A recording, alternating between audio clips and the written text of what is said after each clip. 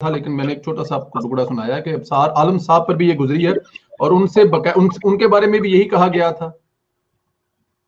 वही तो मैं कह रही हूँ, छुपे रुस्तम है, हमने तो उनके साथ काम भी किया है, तो हमें तो बड़े शरीफ लगते थे। हमने तो कभी इनको दूर से सीढ़ियों पे ऊपर आते जाते दूर से सलाम दुआ होती थी, तो पता नहीं ये कहाँ जाके ये लड़कियां छेड़ते हैं, पता नहीं ये क्या है। तो मैंने तो अफसार साहब को मैसेज भी करूंगी कि ये मतलब अब ये कोई आपकी उम्र है, और इतने ज्यादा। लेकिन देखिए सबका यही मसला है, और माशाल्लाह इन इन तमाम ये जो लड़कियां हैं, ये और किसी जो एंकर्स हैं वो जो खास तौर पे प्राइम मिनिस्टर हाउस पे रिपोर्ट करते रहते हैं, वो बहुत मसरूफ है कि वो लड़कियों को नहीं छेड़ सकते। देखिए बेसिकली इन सब का, सच बोलने वालों का तो इलाज होना ही चाहिए। आप पाकिस्तान जैसे मुल्क में बैठ के सच बोलने की हिम्मत करते हैं तो फिर आपको कुट खाना ही चाहिए। अगर आप इतने, आपको समझ नहीं आ रही कि किस तरीके से बिहेव करना है, जब आपको एक दफा फोन कॉल आती है, आपको छह छह डिजिट वाले नंबर से फोन कॉल आती है, और आपको कोई बंदा आके कहता है कि फिर मैं आऊं तुम्हें तारफ कराने के लिए, और फिर भी आप बजिद हैं। आप यकीन करें कि जब मैंने असद तूर का देखा, हमारा एक और यंग नौजवान है जो कि बड़ी अच्छी सहाफत कर रहा था, तो लेकिन मैं कभी कभी देखती थी कि इधर उधर कुछ ना कुछ, जिसको आप क्या कहते हैं कि बैलेंस्ड सहाफत, जाहिर है यंगस्टर्स हैं वो देखते हैं। अब सारा आलम से वो मिलने के लिए गया, जी। और मैंने जब वो वापस आया तो वो लड़का बदला हुआ था, और उसने कहा मेरा खौफ चला गया है।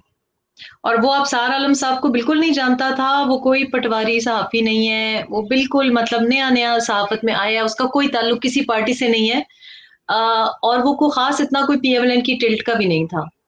लेकिन उसने कुछ वीडियोस देखे तो वो अपनी देखने के लिए गया था कि क्या वाकई गोली लगी है कि नहीं लगी।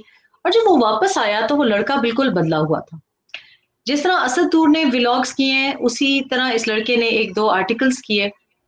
और ये जो मेरा ख्याल है, आई एम नॉट श्योर कि रिंग रोड से रिलेटेड है, लेकिन कुछ इसी किस्म के कुछ हाउसिंग रेजिडेंशियल स्कीम्स के थे।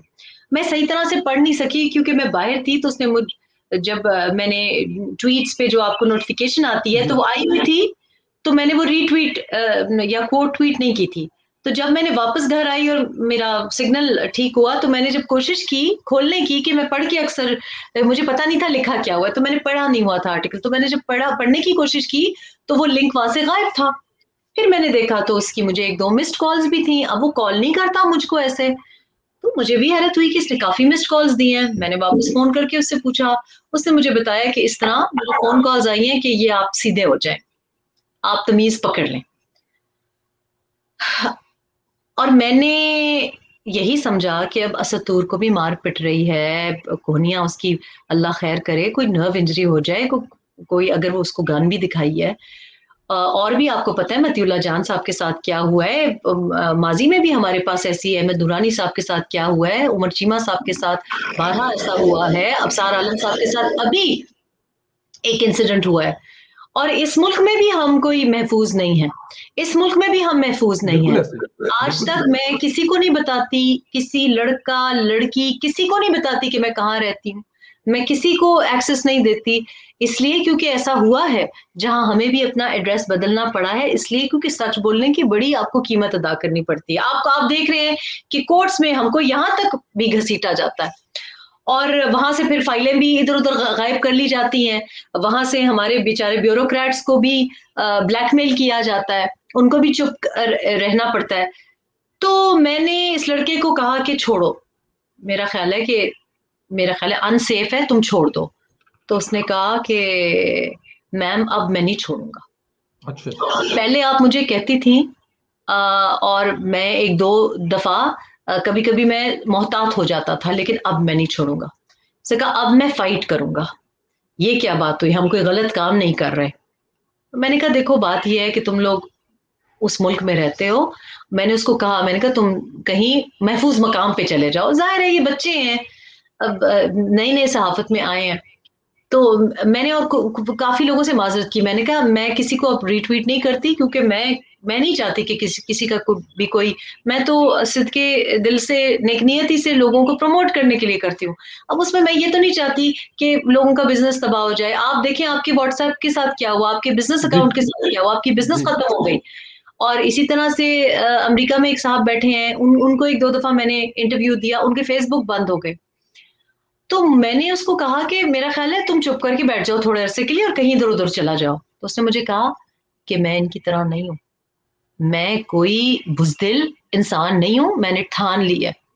अब मुझे समझ आई है, आप बहुत ज्यादा हमें इंस्पायर करती हैं और अब मैं नहीं छोड़ूंगा। अब मैं उसको, फिर आए हैं नोटिस भी आए हैं, उसको FIA के नोटिस आए हैं। मतलब बात बात पे आप एक ट्वीट पे लोगों को FIA के नोटिस भेज रहे हैं। इतना इतना आप लोगों को वो नहीं है, तहम्मुल नहीं है, जब्त नहीं है अपने ऊपर। आप जरा सी तनकीद बर्दाश्त नहीं कर सकते और इंटरनेशनल टेलीविजन चैनल्स पे जाके साफ झूठ बोलते हैं कि मुझे एविडेंस दिखाओ। मतीउल्लाह जान साहब का हम एविडेंस दिखाएं। अगर आप I want show this one please. It's your tweet. That media freedom or freedom of speech would be curtailed under my watch. It's now being curtailed under your watch, Mr. Prime Minister. Hashim, what is the evidence? Can you just tell me how we are curtailing the freedom of speech? I'll tell you. जी, proof आप देख सकती हैं और बात कर सकते हैं कि प्राइम मिनिस्टर ऑफ कंट्री अभी तक प्रूफ मांग रहे हैं इन तमाम वाकयात की। आपकी ट्वीट है, कल मैंने आपकी आवाज से ये ली थी। जी, बेसिकली बात यह है कि देखें, आप झूठ की तो कोई हद नहीं होती ना। आप तो झूठ में कुछ भी कह सकते हैं। आप कह सकते हैं मेरे सर पे सींग है, आप कह सकते हैं मैं पागलपन की और झूठ की तो कोई हद नहीं होती। लेकिन लोग अंधे नहीं है, सब अंधे नहीं है। और आप यकीन करें कि वो लोग जिनको हम कल्ट फॉलोइंग कहती थी, वो भी बद्दुआएं दे रही है। लोगों के घरों में बहुत मुश्किलात है। जो तबका था, जो नौजवान नस्ल थी, बहुत सी बातें ऐसी हुई हैं जिसकी वजह से अब हम उनको कायल करने की जरूरत नहीं है, उनकी आंखें खुल गई हैं। आप यकीन करें कि अभी अगर ये इलेक्शंस करते हैं तो आप देखें कि इनका कोई कोर वोटर या सपोर्टर इनको वोट देगा। यहां तक कि शौकत तरीन साहब इनको वोट नहीं दे रहे, वो उनके अपने हुकूमत का बंदा ये बात कह रहा है। हम जो बात जो आपके प्रोग्राम पे या पिछले दिनों मैंने किसी प्रोग्राम पे कही कि ये गलत फिगर्स दे रहे हैं, ये 3.94% की जो GDP प्रोजेक्टेड, वो भी मुस्तकबिल की अभी हुई नहीं, उसके ऊपर शादियाने बजा रहे हैं। कभी आसिम बाजवा साहब इकोनॉमिस्ट बन जाते हैं, कभी पता नहीं कौन ऐसे PM बोल रहा है, कभी कोई स्पेशल एडवाइजर। असद उमर साहब के तो हिसाब ही गलत है। तो हफीज पाशा साहब तो हफीज शेख साहब तो इनके अपने हैं, उन्होंने कहा गलत है, चैलेंज कर दिया। उन्होंने कहा मैं बैठता हूं, ये गलत है, ये फिगर्स गलत है। सारी दुनिया जानती है। आप देखिए, झूठ कब तक बोलेंगे? लोगों को नजर ही आ रहा है ना। यहां तक कि जिनके आप लाडले थे उनको नजर आ रहा है, वो रो रहे हैं। वो प्राइवेटली भी पहले रोते थे, अब आपके 6 वज़रा को उन्होंने बुला के उनके आगे मिन्नतें की हैं कि इसको समझाओ। तो आपको अगर आप बोलते रहे कि जी मुझे नजर नहीं आ रहा, मुझे नजर नहीं आ रहा, सारी दुनिया को नजर आ रहा है। सारी दुनिया को नजर आ रहा है कि एक ट्वीट कोई नहीं कर सकता। क्या एज अ पाकिस्तानी या एज अ सहाफी या आम सिटीजन सवाल नहीं कर सकता? सवाल नहीं कर सकता कि क्यों ये क्या हुआ है? आप क्यों एहतसाब से बरीउज़्ज़मा हुए हैं? खुद से कैसे आप खुदा बन गए हैं? और बात आप करप्शन की करते हैं, बात आप नवाज शरीफ की जो प्रॉपर्टीज हैं उनको ऑक्शन करने की बात करते हैं, बात आप इसाक डार साहब की प्रॉपर्टीज को ऑक्शन ऑफ करने की करते हैं। तो लोग अब अंधे नहीं रहे। मैं समझती हूँ कि अब पंजाब भी जाग रहा है, थोड़ा सा आहिस्ता आहिस्ता जाग रहा है, लेकिन जाग गया है। लेकिन जाग गया है, इसमें कोई शक नहीं है, जाग गया है, इसमें कोई शक नहीं है। पंजाब में अब वो बात नहीं रही है कि आप जैसे मर्जी करते जाएं और कोई बोलेगा नहीं। अच्छा,